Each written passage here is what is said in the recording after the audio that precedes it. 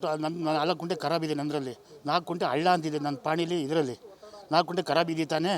ಅವ್ರು ಏನು ಮಾಡಿದರು, ಹೋಗಿ ಹೈಕೋರ್ಟ್ ಆರ್ಡರ್ ತಗೊಂಬಂದರು. ಹೈಕೋರ್ಟ್ ಆರ್ಡರ್ ತಂದಾಗ ಏನಾಯಿತು, ನನಗೆ ಗೊತ್ತಿಲ್ಲ ಇವೆಲ್ಲ ಏನು ತಂದರೆ ಅಂತ. ಆಯಿತಾ. ಆಮೇಲೆ ಈಗ ಒಂದು 2-3 ತಿಂಗಳಲ್ಲಿ ಹೈಕೋರ್ಟ್ ಆರ್ಡರ್ ಬಂದು ಹೈಕೋರ್ಟ್ ಬಂದರೆ ಸುಮ್ಮನಿದ್ದೆ ನಾನೇನಾಗಲಿ. ಆಗ ಏನಂದ್ರು, ಮೇಡಮ್ ಬಂದಿದೆ, ನೀನು ತೆರವುಗೊಳಿಸ್ಬೇಕಾಗ್ತ. ಆಯ್ತು ಸರ್, ನಿಮ್ಮ ಕಾನೂನು ಏನಿದೆ ಅದು ಮಾಡ್ಕೇಳ್ರಿ ಹಿಂದೆ. ಅದಾಯ್ತಾ.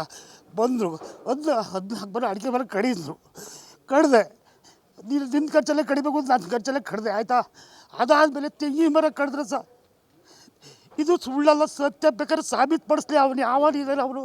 ಆಯಿತಾ. ಪ್ರಮಾಣ ಮಾಡಿ ಹೇಳ್ತೀಯ, ಬರಲಿ ಅಲ್ಲಿಗೆ. 16 ಅಡಿ ಆದೇಶ ಪಾಲಿಸಿದ್ದೀನಿ ನಾನು. ನೀವು ನೋಡಿರ್ಬೇಕು, ನೀವೇ ಬರ್ರಿ. ಮರಗಳು ಅದು ಅಡೆ ಮೇಲೆ 1 ಅಡಿ ಒತ್ತಿಸಿರೋದು ಪಕ್ಕ. 1 ಅಡಿ 15 ಅಡಿ ಇದೆ ಅದು. ಅಡೆ ಮೇಲೆ ಯಾರು ಹಾಕಲ್ವ ರೈತರು. 1 ಅಡಿ ಹಾಕಿದ್ದೀನಿ, ಸತ್ಯ ಅದು.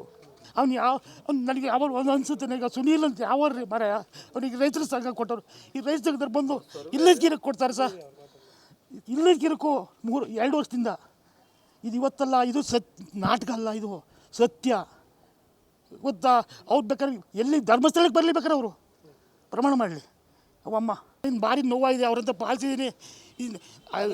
ಸಾಯಾಬ್ರು ಬಂದು ಎಲ್ಲ ಪಾಲಿಸಿದ್ದಾರೆ, ಅವರಂತ ಪಾಲಿಸಿದ್ದೀನಿ. ಅದಕ್ಕೆ ಸಾಯಾಬ್ರು ಬಂದು ದಾರಿ ಇಲ್ಲ, ನೀನು ಬೋರ್ಡ್ ಹಾಕ್ಕೊಡ್ತೀನಿ ಅಂತ ಹೇಳಿದ್ದಾರೆ.